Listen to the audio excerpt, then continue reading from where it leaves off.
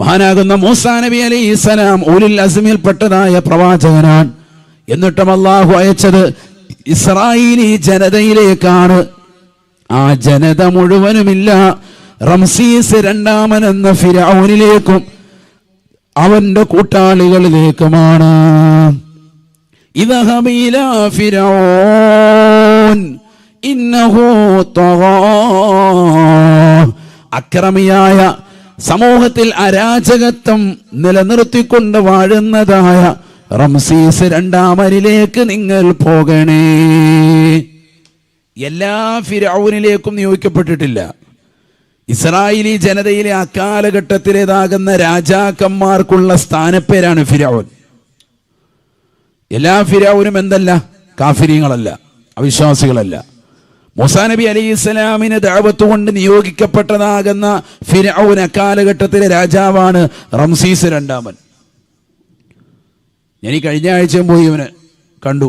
555 pound കൊടുക്കണം. നമ്മുടെ നാട്ടിൽ ഏകദേശം 1600 രൂപ. അവനെ കാണണമെങ്കിൽ മുസാഫത്ത് ചെയ്യണമെങ്കിൽ ഇത് കൊടുക്കണം. അള്ളാഹു നമ്മളെ കാക്കുമാറവൾ. ഈജിപ്തിലെ നാഷണൽ മ്യൂസിയത്തിലാണ് അവൻ്റെ ബോഡി ഇന്നും സൂക്ഷിച്ചിരിക്കുകയാണ്. അവൻ്റെ മാത്രമല്ല, റംസീസ് മൂന്നാമനുണ്ട്, നാലാമനുണ്ട്, അഞ്ചാമനുണ്ട്, ഒരുപാട് സംഭവങ്ങൾ കാണാനുണ്ട്. ഇന്നും അവൻ്റെ ബോഡി മ്യൂസിയത്തിൽ സൂക്ഷിച്ച് വെച്ചിരിക്കുകയാണ്. അള്ളാഹു നേർക്ക് നേരെ അതൊന്ന് കാണാൻ തൗഫീഖ് നൽകട്ടെ. കാരണം എന്തുകൊണ്ട്? സീറൂഫിൽ അർളി സുമ്മന്ദുറു കൈഫക്കാന ആക്കിബത്തുൽ മുക്കദ്ദിബീൻ എന്നുകൊണ്ട് സുമ്മന്ദുറു കൈഫക്കാന ആക്കിബത്തുൽ മുജ്രിമീൻ എന്നുമായിട്ടുണ്ട്. അള്ളാഹുവിനെ ദീനിനെ കളവാക്കിയതാകുന്ന തെമ്മാടികളും റൗഡികളുമായി നിലകൊണ്ട അത്തരക്കാരായ ആളുകളെ ഒന്ന് മനസ്സിലാക്കാൻ, ഭൂമിയിലെ കുഴപ്പമുണ്ടാക്കി നടന്ന കൗമിനെ ഒന്ന് തിരിച്ചറിയാൻ നിങ്ങളൊന്ന് യാത്ര ചെയ്യണമെന്ന് പരിശുദ്ധമായ ഖുർആൻ. ഈജിപ്തിൽ നാഷണൽ മ്യൂസിയത്തിൽ ഇന്നും അവൻ്റെ ബോഡി സൂക്ഷിച്ചിട്ടുണ്ട്. മനസ്സിലാക്കണം, അല്ലാഹു സുബ്ഹാനഹു വ തആല അതൊന്ന് കാണാൻ നമുക്ക് തൗഫീഖ് തരട്ടെ. കാരണം ആ ഇസ്ലാമികപരമായ യാത്രയാകും. അങ്ങനെ യാത്ര പോകലൊരു സുന്നത്തായി ഖുർആൻ പഠിപ്പിച്ചതുമാണല്ലോ. അല്ലാഹു തൗഫീഖ് നൽകട്ടെ. അതിലൂടെ ഈമാൻ വർദ്ധിക്കും. അവൻ്റെ ബോഡിയുടെ അടുത്ത് നിന്നിട്ട് തന്നെ നമുക്ക് പറയാൻ പറ്റും, നീ മൂസാ നബിയെ കൊണ്ട് വിശ്വസിച്ച കൂടായിരുന്നോ, നിനക്ക് ഈ ഒരു അവസ്ഥ വരൂലായിരുന്നല്ലോ എന്ന് പച്ചയ്ക്ക് നമുക്ക് അവിടെ പോയി എന്ന് പറയാൻ പറ്റും. മൊബൈലൊന്നും ഓണാക്കാൻ പറ്റൂല, ഫോട്ടോ എടുക്കാൻ പറ്റൂലെന്നുള്ളൂ. ബാക്കി എന്തോടെന്ന് വേണേൽ ഡയലോഗ് വിടാം അത്യാവശ്യം. നേർക്ക് നേരെ നമുക്ക് പോവാം. ഒന്ന് കാണാനുണ്ട്. അവിടെ എടുത്തു വെച്ചിട്ടുള്ള ബോഡികളിൽ മിക്കവരുടെയും ഞാൻ പലരുടെയും ശ്രദ്ധിച്ചു, ചിലരുടെ നഖമില്ല, ചിലരുടെ ആ ഭാഗം, ചിലരുടെ വിരൽ പോയിട്ടുണ്ട്. പക്ഷെ ഫിർഔൻ്റെ ഒന്നും പോയിട്ടില്ല, എല്ലാം അതേപോലെ ഉണ്ട്. അവൻ്റെ വിരൽ, അവൻ്റെ കൈവിരലുകൾ, നഖത്തിൻ്റെ ഭാഗങ്ങളും എല്ലാം അല്ലാഹു സുബ്ഹാനഹു വ തആല അതെല്ലാം അങ്ങനെ തന്നെ വെച്ചിരിക്കുന്നത്. ആ ഭാഗങ്ങളൊക്കെ കറക്റ്റായിട്ടുണ്ട്, ഒന്നും ഇല്ലാതായിട്ടില്ല, അതേപോലെ തന്നെ സൂക്ഷിച്ചിരിക്കുകയാണ്. ഫല്യൗമ നുനജ്ജീക ബിബദനിക ലിതകൂന ലിമൻ ഖൽഫക ആയ പരിശുദ്ധ ഖുർആൻ്റെ ആയത്താണ്. ഇവൻ്റെ ശരീരം സൂക്ഷിക്കുമെന്ന് പരിശുദ്ധമായ ഖുർആനിൽ അല്ലാഹു സുബ്ഹാനഹു വ തആല നേരത്തെ പ്രഖ്യാപിച്ചതാണ്.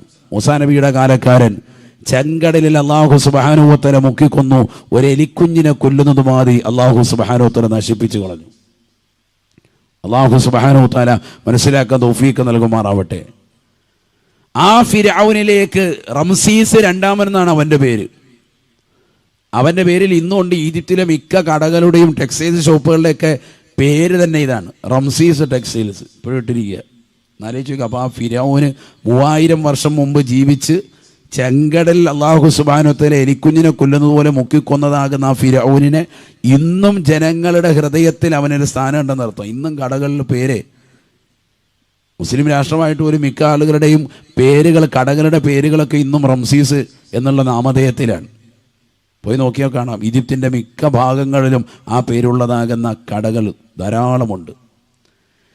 ഏതുമായിക്കോട്ടെ, അവനിലേക്കും അവൻ്റെ കൂട്ടാളികളിലേക്കും മാത്രമായി ദഅവത്തിൻ്റെ മാർഗ്ഗരേഖ അല്ലാഹു സുബ്ഹാനഹു വ തആല തീർത്തു വെച്ചു. ആർക്ക്?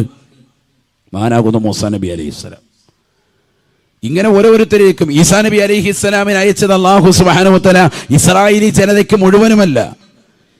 മുത്തുനബി സല്ലല്ലാഹു അലൈഹി വസല്ലമ തങ്ങൾക്ക് മുമ്പ് ഈ ലോകത്ത് വന്നുപോയതാകുന്ന സയ്യിദുനാ റൂഹുല്ലാഹി ഈസാ നബി അലൈഹിസ്സലാമിനെ അയച്ചതും ഇസ്രായേലി ജനതയിലെ കുറച്ച് ആളുകളിലേക്ക് മാത്രമായിട്ടാണ്, അവരിലേക്ക് മാത്രമായിട്ടാണ്. ലോകം മുഴുവനും അല്ലാഹു സുബ്ഹാനഹു വ തആല നിയോഗിച്ചത് ഒരാളെ മാത്രം. അയാൾ അയച്ചപ്പോഴോ അർസൽനാക റഹ്മത്തൽ ലിൽ ആലമീൻ, ലോകർക്ക് മുഴുവനുമായി ദഅവത്ത് നടത്തണം, ലോകർക്ക് മുഴുവനും കാരുണ്യമായിട്ടാണ് നിങ്ങളെ അയക്കുന്നത്. ഹബീബ് മുഹമ്മദ് റസൂലുള്ളാഹി. അപ്പോൾ അള്ളാഹു കരുണാമയനാണ്, കാരുണ്യവാനാണ്. അവൻ്റെ പ്രവാചകരാകുന്ന സൃഷ്ടികളിൽ ഏറ്റവും അത്യുത്തമരാകുന്ന ഹബീബായ റസൂലുള്ളാഹി സ്വല്ലല്ലാഹു അലൈഹി വസല്ലമ തങ്ങൾ ഈ ലോകം ഒരുവരും സംസ്കാരം പഠിപ്പിക്കാൻ വേണ്ടി വന്നതാകുന്ന പ്രവാചകരോ അവരും കാരുണ്യമാണ്. ഇതാണ് പരിശുദ്ധ ഇസ്ലാം. തീർന്നില്ല. ആ പ്രവാചകർക്ക് നൽകപ്പെട്ട പരിശുദ്ധമായ ഖുർആൻ എന്താണ്? മൂന്നാമതായി അതിനെ പഠിക്കണമല്ലോ. ബിസ്മില്ലാഹിർ റഹ്മാനിർ റഹീം. വനുനസ്സിലു മിനൽ ഖുർആനി മാ ഹുവ ശിഫാഉൻ വറഹ്മത്തുൽ ലിൽ മുഅ്മിനീൻ. പരിശുദ്ധമായ ഖുർആനിലൂടെ അല്ലാഹു സുബ്ഹാനഹു വ തആല ഉറപ്പെടുത്തുകയാണ്, പരിശുദ്ധമായ ഖുർആൻ പ്രവാചകർക്ക് നൽകപ്പെട്ടതായി പരിശുദ്ധമായ ഖുർആനിലൂടെ അല്ലാഹു രോഗശമനം നൽകുകയാണ്. തീർന്നില്ല. വറഹ്മത്തുൻ, കാരുണ്യമാണ്, കാരുണ്യമാണ്. ഈ ഖുർആൻ മുറുകെ പിടിക്കുന്നതായ വിശ്വാസികളെ, നിങ്ങൾക്ക് അല്ലാഹു കരുണ ചൊരിയുമേ എന്ന് വിശുദ്ധമായ ഖുർആൻ. ഖുർആനിലൂടെ തന്നെ ഖുർആൻ എന്താണെന്ന് അല്ലാഹു പരിചയപ്പെടുത്തുന്നു. അല്ലാഹു കരുണാമയൻ, പ്രവാചകർ സല്ലല്ലാഹു അലൈഹി വസല്ലം തങ്ങൾ കാരുണ്യമായി ലോകത്തേക്ക് അയക്കപ്പെട്ട പ്രവാചകൻ. ആ പ്രവാചകർക്ക് നൽകപ്പെട്ട വിശ്രുത ഗ്രന്ഥം, ലോകാവസാനം വരെ നിലനിൽക്കുന്ന നമ്മുടെ കാറ്റലോഗ്, നമ്മുടെ വഴികാട്ടിയായ ഖുർആൻ, അത് കാരുണ്യം വിഭാവനം ചെയ്യുന്ന ഗ്രന്ഥമാണ്. അല്ലാഹു പറഞ്ഞതാണ്, വനുനസ്സിലു മിനൽ ഖുർആനി മാ ഹുവ ശിഫാഉൻ വറഹ്മത്തുൽ ലിൽ മുഅ്മിനീൻ. മുഅ്മിനീങ്ങൾക്ക് അതിലൂടെ കാരുണ്യം ലഭിക്കും, ശിഫ ലഭിക്കും. ഖുർആൻ ഓതി മന്ത്രിച്ചിട്ട് അതിൻ്റെ വെള്ളം കുടിച്ചാൽ രോഗശമനാണ്. ഇതാർക്കാ അറിയാത്തത്? ഇത് ഖുർആൻ തന്നെ വ്യക്തമായി നമ്മളെ പഠിപ്പിക്കാൻ. ഈ ഖുർആനെ എഴുതി തൂക്കി നെഞ്ചി കെട്ടിവെച്ചോ, എന്നാലും നിനക്ക് രോഗശമനാണ്.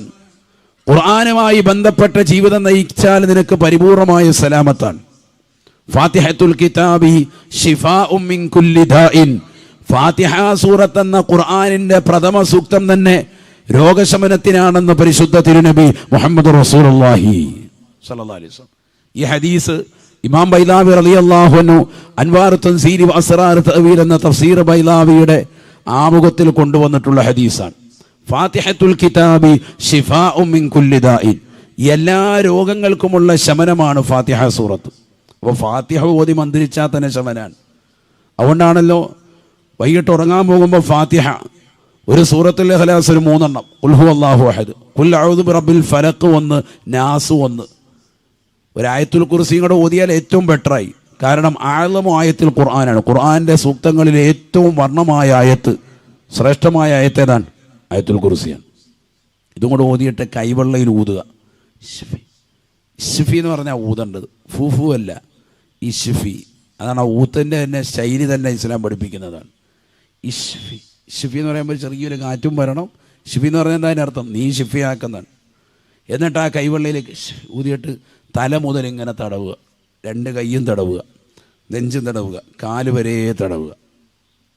അങ്ങനെയൊന്നും കടന്നുറങ്ങി നോക്കിയേ, ഒരു കുഴപ്പമുണ്ടാവില്ല. സുഖമായിട്ട് നല്ല സുഖനിദ്രയായിരിക്കും. ഇത് രാത്രിയിൽ അങ്ങോട്ട് ഇടയ്ക്ക് അങ്ങോട്ട് ഇങ്ങോട്ട് മാറി കിബില തന്നെ അങ്ങോട്ടും ഇങ്ങോട്ടൊക്കെ കടന്നിട്ട് ഒരു കാര്യമില്ല, ഉറക്കം കറക്റ്റ് ആകുന്നില്ല. രാവിലെ ക്ഷീണം, വല്ലാതെ ക്ഷീണം വിട്ടുമാറുന്നില്ല, തഹജ്ജുദ് നിസ്കരിക്കാൻ പറ്റുന്നില്ല. പലരും അത് ഇപ്പോഴും കംപ്ലൈൻറ്റ് പറയുന്നുണ്ടല്ലോ, രാവിലെ നിസ്കരിക്കാൻ പറ്റുന്നില്ല, ഉറക്കം അത്ര കറക്റ്റായി കിട്ടിയില്ല. മറ്റേതൊരു 4-5 മണിക്കൂർ ഉറങ്ങിയ റാഹത്തായിട്ട് വിശ്രമമായി മാറും. നല്ലത് ഒളുവെടുത്തതിന് ശേഷം കിടക്ക നല്ലതുപോലെ വിരിക്കണം. കിടക്ക വിരിക്കുമ്പോൾ പ്രത്യേകം ശ്രദ്ധിക്കണം, അതിലൊരു ചുളിവ് വരാൻ പാടില്ല. കിടക്ക നല്ല വൃത്തിക്ക് എപ്പോഴും വിരിക്കണം. അത് തട്ടിക്കുടയണം. അത് വിരിച്ചതാകുന്നതാണെങ്കിൽ ഒന്നുകൂടെ ഒന്ന് തട്ടി ഒന്ന് കുടയെങ്കിലും വേണം. നല്ല വിരിച്ചിട്ടിരിക്കുന്നതാണ്. രാവിലെ എഴുന്നേറ്റപ്പോൾ തന്നെ കിടക്ക വിരിച്ചിട്ടാണ്, ഇനിയിപ്പോൾ അങ്ങോട്ട് നേരെ ഒന്ന് അങ്ങോട്ട് കടന്നാൽ മതി. അതങ്ങനെ ആകരുത്.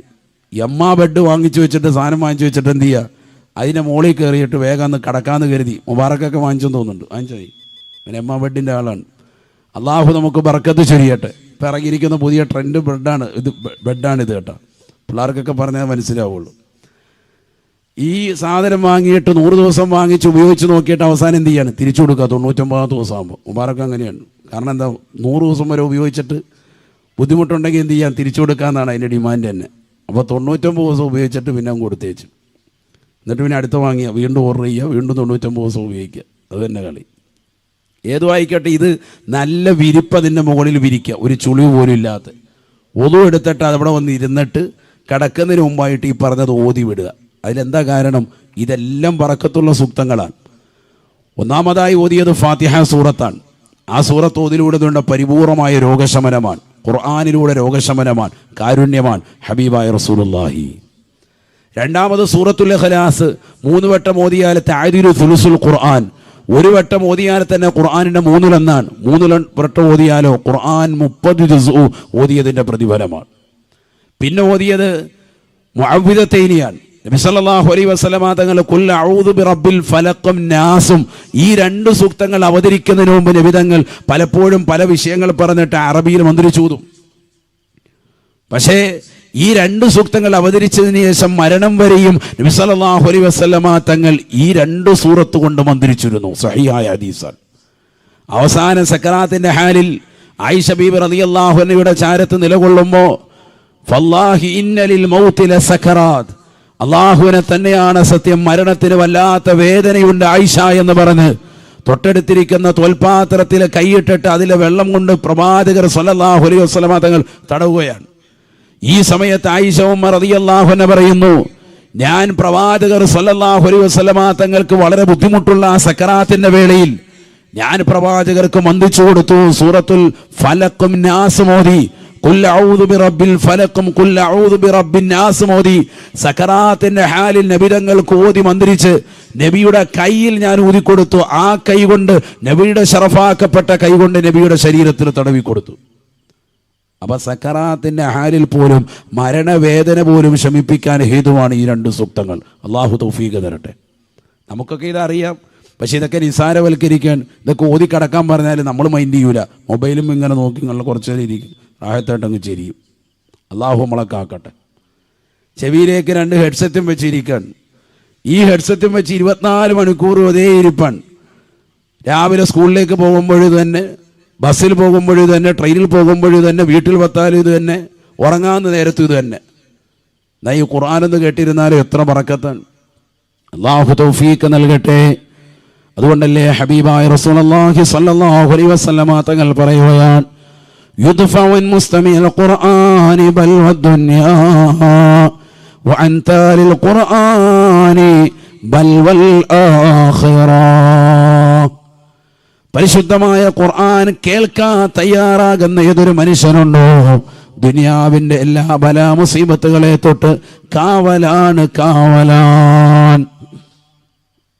വഅൻതാലിൽ ഖുർആനി ബൽ വൽ ആഖിറ, ആഖിറത്തിന്റെ ബലാ മുസീബത്തുകളെ തൊട്ട് സംരക്ഷണമാണ് ഖുർആൻ ഓതൽ കൊണ്ടെന്നും ഹബീബുനാ റസൂലുള്ളാഹി സ്വല്ലല്ലാഹു അലൈഹി വസല്ലം. നോക്കൂ നിങ്ങൾ, കാരുണ്യം ലഭിക്കാൻ നിദാനം, എല്ലാ അപകടങ്ങളെ തൊട്ട് സംരക്ഷണം കിട്ടാൻ നിദാനം ഖുർആൻ കേട്ടാൽ. ഖുർആൻ കേൾക്കുമ്പോൾ തന്നെ റഹ്മത്താണ്, ബറക്കത്താണ്, ഐശ്വര്യമാണ്. ഇന്ന് നമ്മളിൽ 90% ആളുകളും ഖുർആൻ അത്ര കേൾക്കാൻ തയ്യാറല്ല. ഞാരെങ്കിലുമൊക്കെ ഓതാൻ തയ്യാറാണെങ്കിൽ പോലും പലരും കേൾവി കുറഞ്ഞു പോയി. 2ഉം വേണമെന്നാണ്. ഖുർആൻ ധാരാളം പ്രാവശ്യം കേൾക്കണം. മറ്റൊരാൾ ഓതി കേൾക്കുന്നതിന് ഇഷ്ടപ്പെട്ടിരുന്നു ഹബീബ് മുഹമ്മദ് റസൂലുള്ളാഹി. കാരണം ഇത് കാരുണ്യത്തിൻ്റെതാകുന്ന വചനങ്ങളാണ്. ഒരിക്കൽ മഹാനാകുന്ന അബ്ദുല്ലാഹി ഇബ്നു മസ്ഊദ് റളിയല്ലാഹു അൻഹു, നബിയുടെ സ്വഹാബത്തിൽ 4 പേരാണ് ഖുറാഉകൾ, ഏറ്റവും നല്ല വൃത്തിക്ക് ഖുർആൻ ഓതുന്നവർ. എത്ര പേരാണ്? 4 പേരാണ്. അതിൽ പ്രമുഖനായ വ്യക്തിയാണ് ആര്? അബ്ദുല്ലാഹി ഇബ്നു മസ്ഊദ് റളിയല്ലാഹു അൻഹു. അള്ളാഹു കൊടുത്ത ദറജ ഉയർത്തട്ടെ. ഇബ്നു മസ്ഊദ് റളിയല്ലാഹു അൻഹു അവിടുന്ന് ഖുർആൻ ഏറ്റവും മനോഹരമായ രീതിയിൽ പാരായണം ചെയ്യും. ലോകത്താദ്യമായി ഖുർആൻ പരസ്യമായി ഓതിയതും അവരാണ്. കഅബയുടെ പരിസരത്ത് പോയി അർ-റഹ്മാൻ വളരെ മനോഹരമായി ഓതുമ്പോഴാണ് അവരുടെ കർണപുടത്തിന് അടിയിട്ടുന്നത്. ബോധരഹിതനായി വീണു. അടിച്ചത് മറ്റാരുമല്ല, അബൂജഹലാണ് ലഅനത്തുല്ലാഹി അലൈഹി. ഇതേ അബൂജഹൽ തന്നെ ഇസ്ലാമിക ധർമ്മസമരത്തിൽ ഏർപ്പെടുന്നതാകുന്ന വേളയിൽ മക്കയിൽ നിന്ന് മദീനയിലേക്ക് ഹിജ്റ വന്നതാകുന്ന പ്രവാചകരെയും കുടുംബത്തെയും അവിടെയും സമ്മതിക്കില്ല, അവിടെയും അനുയായികളെ വെച്ചു വെറുപ്പിക്കില്ല എന്ന നിലയിലേക്ക് ബദറിലേക്ക് മാർച്ച് ചെയ്തു വന്നതാകുന്ന അബൂജഹലിനെ മുആദ് മുഅവ്വിദ് എന്ന് പറയുന്ന 2 ചെറിയ കുട്ടികളെ കണങ്കാലിൽ വെട്ടി നിലത്തിട്ടപ്പോ അബൂജഹലിന്റെ കഴുത്ത് വെട്ടിയെടുത്ത് ചെവിക്ക് തൂക്കിക്കൊണ്ട് പ്രവാചകരുടെ ചാരത്തേക്ക് വന്നു മഹാനാകുന്ന അബ്ദുല്ലാഹി ഇബ്നു മസ്ഊദ് റളിയല്ലാഹു അൻഹു. നബി തങ്ങൾ പറഞ്ഞു, അൽ ഉദുനു ബിൽ ഉദുനി വറഉസു സിയാദ. അൽ ഉദുനു ബിൽ ഉദുനി, ചെവിക്ക് ചെവി ഇസ്ലാമിന്റെ നിയമമാണ്. ആ ചെവിയുടെ ഭാഗം നോക്കി അദ്ദേഹത്തിന്റെ കഴുത്ത് വെട്ടിയെടുത്ത് ചെവിയിൽ ഇങ്ങനെ പിടിച്ചിട്ട് ഇങ്ങനെ കൊണ്ടുവരാൻ. ഒരു കാലഘട്ടത്തിൽ പരിശുദ്ധമായ ഖുർആൻ പരസ്യമായി കഅബയുടെ പരിസരത്ത് വെച്ച് ഓതിയപ്പോ ഇബ്നു മസ്ഊദേ, നിന്റെ കർണപുടം അടിച്ച് നിന്റെ കർണപുടത്തിലൂടെ രക്തം ഒലിപ്പിച്ച് നിന്നെ ബോധം കെടുത്തി വിട്ടതാകുന്ന അബൂജഹലിന്റെ ചെവിക്ക് ചെവി തല അധികമാണെന്ന് ഹബീബ് മുഹമ്മദ് മുസ്തഫ സല്ലല്ലാഹു അലൈഹി വസല്ലം. ചരിത്രമാണിതൊക്കെ. നിൽക്കട്ടെ, അത് മറ്റൊരു വസ്തുതയാണ്. ഖുർആൻ ആദ്യമായി പരസ്യമായി ഉറക്കോതിയ വ്യക്തിയാണ് ആര്? അബ്ദുല്ലാഹി ഇബ്നു മസ്ഊദ് റളിയല്ലാഹു അൻഹു. നല്ല ഖിറാഅത്താണ്, നല്ല ഖാരിയാണ്. നമ്മൾ ഖാരി എന്ന പേര് പറയുന്ന ആളുകൾക്കൊക്കെ അവർക്ക് വേണ്ടി എപ്പോഴും ഫാത്തിഹ ഓതിയാൽ അതിൻ്റെ മദദ് ഉണ്ടാകും. അള്ളാഹു തൗഫീഖ് നൽകട്ടെ. മഹാനാകുന്ന അബ്ദുല്ലാഹി ഇബ്നു മസ്ഊദ് റളിയല്ലാഹു അൻഹു അവിടുന്ന് നല്ല ഖാരി ആയതുകൊണ്ട് തന്നെ നബി സല്ലല്ലാഹു അലൈഹി വസല്ലം തങ്ങൾ അദ്ദേഹത്തോട് പറഞ്ഞു, നീ എനിക്ക് വേണ്ടി ഖുർആൻ അല്പം ഓതി തരണം.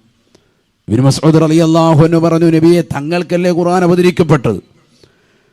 ഇബ്നു മസ്ഊദ് റളിയല്ലാഹു അൻഹുവിനോട് നബി സല്ലല്ലാഹു അലൈഹി വസല്ലം തങ്ങൾ പറഞ്ഞു, എനിക്കാണ് ഇറക്കിയതെങ്കിലും ഞാനല്ലാത്ത മറ്റൊരാളിൽ നിന്ന് ഓതി കേൾക്കുന്നതിന് ഇഷ്ടം വെക്കുന്നു എന്ന് ഹബീബ് മുഹമ്മദ് റസൂലുള്ളാഹി. കാരണം നബി തങ്ങൾ തന്നെ പഠിപ്പിച്ചതാണ്, യുദ്ഫവൻ മുസ്തമിഉൽ ഖുർആനി ബൽവദ്ദുന്യ. ദുന്യാവിൻ്റെ എല്ലാ ബലാ മുസീബത്തുകളും ഒഴിഞ്ഞു പോകണമെങ്കിൽ ഖുർആൻ നല്ലതുപോലെ കേൾക്കണം, നല്ലതുപോലെ കേൾക്കണം. പഴയ കാലമല്ലല്ലോ, ഇന്നിപ്പോൾ എത്ര കാര്യങ്ങളാണ്, എത്ര മനോഹരമായ ഓത്തുകളാണ് യൂട്യൂബിലൂടെ നമുക്ക് ലഭിക്കും. ഗൂഗിൾ സെർച്ച് ചെയ്താൽ ലഭിക്കും. അതിൽ തന്നെ പ്രത്യേക ആപ്പുകളുണ്ട്. ഇതൊക്കെ ഡൗൺലോഡ് ചെയ്ത് വെച്ചിട്ട് ഖുർആൻ ഇങ്ങനെ കേൾക്കുക. യാത്രയിൽ മറ്റൊന്നും വേണ്ട, ഖുർആൻ ഇങ്ങനെ കേൾക്കുക. അത് തന്നെ ഖൈർ. അള്ളാഹു തൗഫീഖ് തരട്ടെ.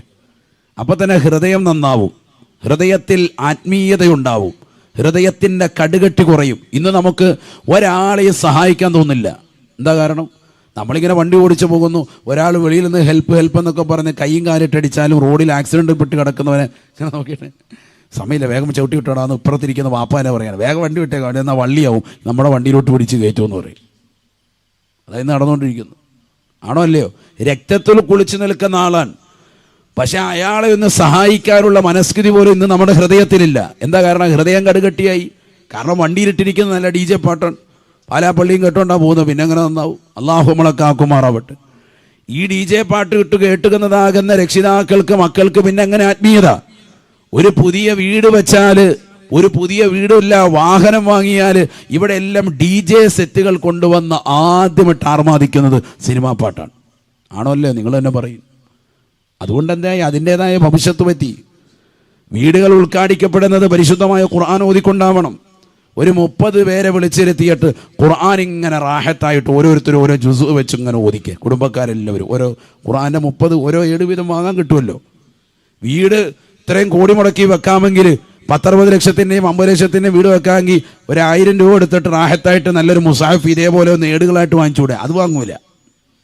എന്നിട്ട് ഓരോരുത്തരുടെയും കയ്യിൽ ഓരോ 7 വീതം കൊടുത്തിട്ട് ഒരു ഹത്തുമങ്ങ് തീർക്കുക. 1 മണിക്കൂർ എടുത്തോട്ടെ, വിഷയമില്ല. രാവിലെ സുബഹിക്ക് ശേഷം എല്ലാവരും അങ്ങനെ ഇരുന്നിട്ട് ഒരു ഹത്തും ഓതുക. അള്ളാഹു തൗഫീഖ് തരട്ടെ. അതിലെന്ത് ഖൈറാൻ? അതിന് നല്ല സാലിഹീങ്ങളെ വീട്ടിലേക്ക് ക്ഷണിച്ചുകൊണ്ട് വരിക. വീട്ടിൽ ബറക്കത്തുണ്ടാവും.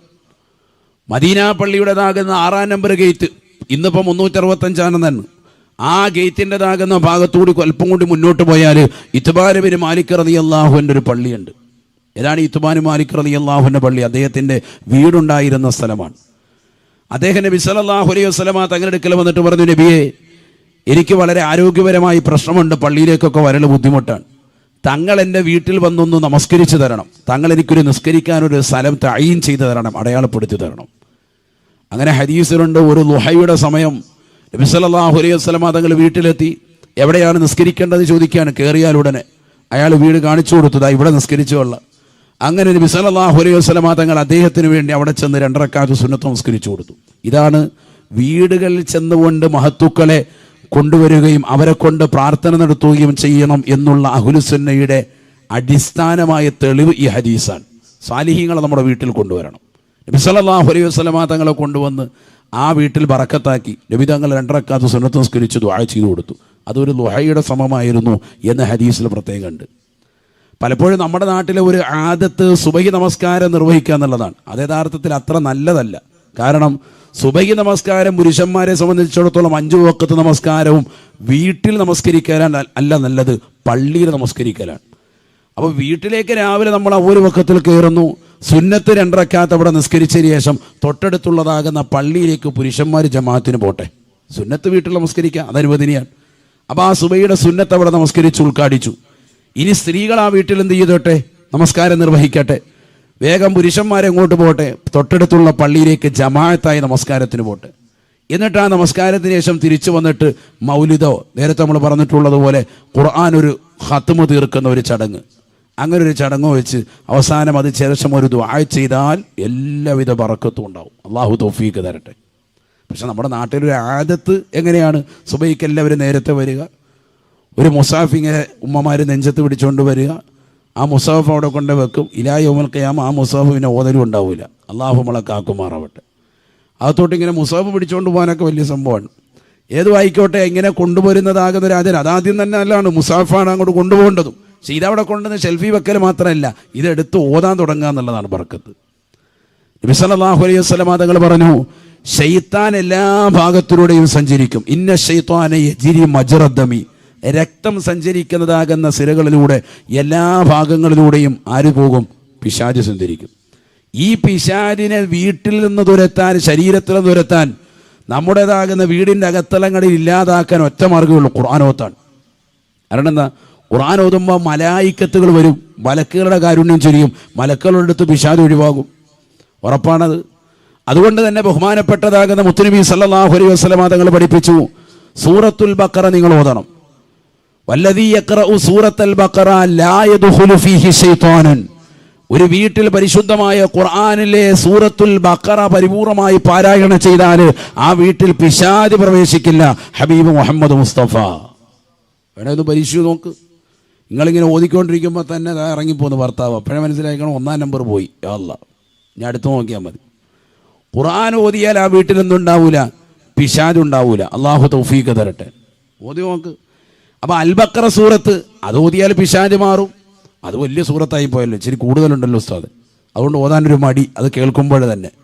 അപ്പോൾ പിശാച് വീട്ടിലുണ്ടാവും. പിശാചിനെ ഇറക്കണോ? ഇത് ഓതണം. അള്ളാഹു തൗഫീഖ് തരട്ടെ. നമ്മളല്ലാതെ മറ്റ് ചികിത്സകളൊക്കെ നടത്തുന്നുണ്ട്, പക്ഷെ ഖുർആനികമായൊരു ചികിത്സ നടത്തുന്നില്ല. കാരണം ഈ ഖുർആൻ എന്താണ്? ഓതിയാൽ ബറക്കത്താണ്, റഹ്മത്താണ്. അള്ളാഹു തൗഫീഖ് നസീബാക്കട്ടെ. ഞാൻ നീട്ടുന്നില്ല. പറയാനാണെങ്കിൽ ഖുർആനുമായി ബന്ധപ്പെട്ടത് ഡസൻ കണക്കിന് ഹദീസുകളും ആയത്തുകളുണ്ട്. അള്ളാഹു നമ്മളെ സാലിഹീങ്ങൾ ചേർക്കുമാറാവട്ടെ.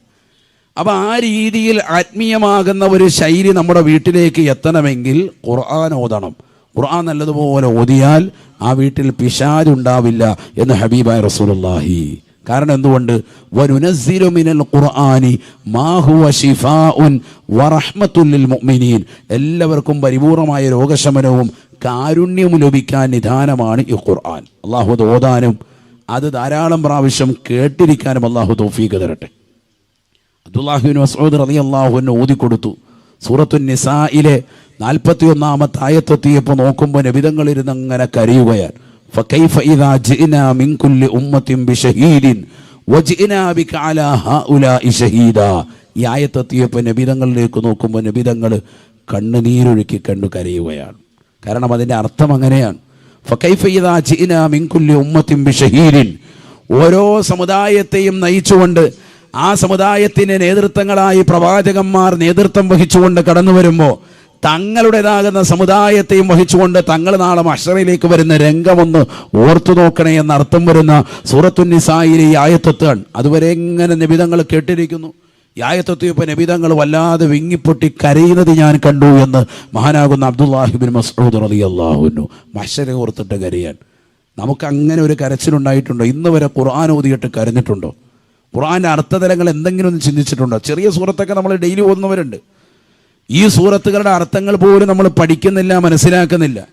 ഖുർആൻ ഓതി കരഞ്ഞിരുന്ന ആളുകളാണ് മുൻഗാമികൾ. അള്ളാഹു തൗഫീഖ് തരട്ടെ. മലബാറിൽ പ്രമുഖനായൊരു ഉസ്താദുണ്ട്. ഇന്ന് ജീവിച്ചിരിക്കുന്നതാകുന്ന തെക്ക് വടക്കുള്ളതാകുന്ന പണ്ഡിതന്മാരുടെയൊക്കെ വലിയ ഉസ്താദുൽ അസാത്തീദ്. അള്ളാഹു എടുത്ത ദറജ ഉയർത്തുമാറാവട്ടെ. മരണപ്പെട്ടുപോയി അദ്ദേഹം ഒതുക്കുങ്ങൽ ഉസ്താദ് എന്നറിയപ്പെടുന്നതാകുന്ന ബഹുമാനപ്പെട്ടതാകുന്ന ഒക്കെ ഉസ്താദ് സൈനുദ്ദീൻ ഉസ്താദ്. അള്ളാഹു എടുത്ത ദറജ ഉയർത്തുമാറാവട്ടെ. ഖുർആൻ രാത്രിയിൽ ഓതി ഓതി ഓതി ഓതി കരഞ്ഞിരുന്ന മഹാനാണ്. നമ്മുടെ മന്നാനിയിലെ ഉസ്താദ് ബഹുമാനപ്പെട്ടതാകുന്ന ശംസുദ്ദീൻ ഉസ്താദിൻ്റെ ഒക്കെ ഉസ്താദാണ്. എൻ്റെ ഉസ്താദ് മന്നപ്പറ്റ അംസ ഉസ്താദിൻ്റെ ഒക്കെ ഉസ്താദാണ്. അള്ളാഹുവർക്കൊക്കെ തൗഫീഖ് നസീബാക്കട്ടെ. നമ്മുടെ ഉസ്താദുമാർക്കെല്ലാം അള്ളാഹു ആഫിയത്തോട് അനുഗ്രഹിക്കട്ടെ. ഖുർആൻ ഇങ്ങനെ ഓതുകയാണ് രാത്രിയിൽ. കുട്ടികൾ പറയുന്നത്, മുത്തഅല്ലിമീങ്ങളൊക്കെ പറയുന്നത് തന്നെ അന്ന് അക്കാലഘട്ടത്തിൽ ഉസ്താദിൻ്റെ അടുത്ത് ഓതിപ്പടിച്ചതാകുന്ന ഉലമാക്കൾ പറയുന്നത് രാത്രി 12 മണി കഴിയും ഉസ്താദ് ഉറങ്ങുമ്പോൾ. അങ്ങനെ ഉറങ്ങിയ ഉസ്താദിൻ്റെ കരച്ചിൽ കേട്ടിട്ട് 3 മണിക്ക് കുട്ടികൾ എഴുന്നേൽക്കാണ്. കുട്ടികളെ കാണിക്കാനുള്ള കരച്ചിലല്ല, 3 മണിക്ക് എഴുന്നേറ്റ് തഹജ്ജുദ് നമസ്കരിച്ചിട്ട് അങ്ങനെ ഇരുന്ന് ഖുർആൻ ഓതിയിട്ട് കരയുകയാണ്. ഇത് കേട്ടിട്ട്, ഈ കരയുന്ന കരച്ചിൽ കേട്ടിട്ടാണ് കുട്ടികൾ എഴുന്നേക്കുന്നത്. അത്രമേൽ കരയുകയാണ്. അതൊന്നും 500 കൊല്ലം മുമ്പ് ജീവിച്ചു പോയതാകുന്ന സൂഫികളെ കുറിച്ചല്ല ഈ പറയുന്നത്. ഈ അടുത്ത് മരണപ്പെട്ടു പോയ മഹത്തുക്കൾ, അള്ളാഹുവിനൊക്കെ ദറജ ഉയർത്തുമാറാവട്ടെ. ഞാനതാ പറയുന്നത്, നമ്മൾ ഖുർആനുമായിട്ട് എന്ത് ബന്ധം? നമ്മുടെ ഹൃദയത്തിൽ കാരുണ്യമില്ല. ഒരാളെയും സഹായിക്കാൻ നമ്മൾ തയ്യാറല്ല. അയൽവാസിയാകുന്ന ഒരാൾ പട്ടിണി കിടക്കുന്നുണ്ട്, നമുക്ക് ഉറപ്പായാൽ തന്നെ അവനത് വേണമെന്ന് പറയുന്ന അവസ്ഥയിലേക്ക് നമ്മുടെ ഹൃദയം കടുകട്ടിയായിപ്പോയി. നമ്മുടെ തൊട്ട അയൽവക്കത്തുള്ള ഒരു മനുഷ്യൻ ക്യാൻസർ വന്ന് രോഗിയായി, അയാൾ അങ്ങേയറ്റം അവശനാകുമ്പോഴാണ് ചേർന്ന് ഒരേ മതിൽമേൽ നിലകൊള്ളുന്നത് നമ്മൾ അറിയുന്നത് അയാൾക്ക് ഇത്ര നാളും ക്യാൻസർ ആയിരുന്നു എന്ന്. അപ്പം അന്വേഷിച്ചപ്പോൾ എന്താ, 1 കൊല്ലമായിട്ട് അയാൾ RCC ചികിത്സയിലാണ്. നമ്മുടെ അയൽവക്ക ബന്ധം ഇതാണ്. അള്ളാഹു മുളക്കാക്കുമാറാവട്ടെ. അയാൾ നമ്മളോട് പറയാനും തയ്യാറല്ല. നമ്മൾ പറയും അയാളോട്, നിങ്ങളെന്താ എന്നോട് പറയാനേന്ന് ചോദിക്കും ചില ആളുകൾ. കാരണം എന്താ, നമുക്ക് ഏറ്റവും പരിചയമുള്ള ഒരാൾ ആ വീട്ടിൽ വന്നിട്ട് ഇറങ്ങിപ്പോകുന്നത് കാണുമ്പോൾ നമ്മൾ അയാളെ വിളിക്കുക, എന്താ നിങ്ങളെന്താ ഇവിടെ വന്ന്? അത് പുള്ളി തീരെ വയ്യ കിടക്കില്ല. എത്ര ആളായി? കുറേ 8 മാസമായി. അപ്പോഴാണ് നമ്മൾ അറിയുന്നത്. അപ്പോൾ നമ്മൾ ഇയാളെ കാണുമ്പോൾ ഇയാളോട് ഒരു വിദ്വേഷം പോലെ, നിങ്ങളെന്താ എന്നോട് പറയാത്ത? ഇയാൾ പറയൂല. കാരണം അയാൾ അസുഖക്കാരനാണെന്ന് അറിഞ്ഞാൽ ഏറ്റവും കൂടുതൽ സന്തോഷിക്കുന്ന അയൽവാസിയാണ് നീ എന്ന് അയാൾക്കറിയാം. അങ്ങനത്തെ കടുകെട്ടിയ ഹൃദയമുള്ള ആളാണ് നീ, പരിപരുത്ത ഹൃദയമുള്ള ആളാണ് നീ. അതുകൊണ്ടാണ് നിന്നോട് പറയാത്തത്. നേരെ മറിച്ച് നീ നല്ല ദീനി ആത്മീയ ചൈതന്യത്തിൽ നിലകൊള്ളുന്നവനാണെങ്കിൽ നിന്നോടായിരിക്കും ആദ്യം പറയുക. നിന്നോട് ആദ്യം പറയും.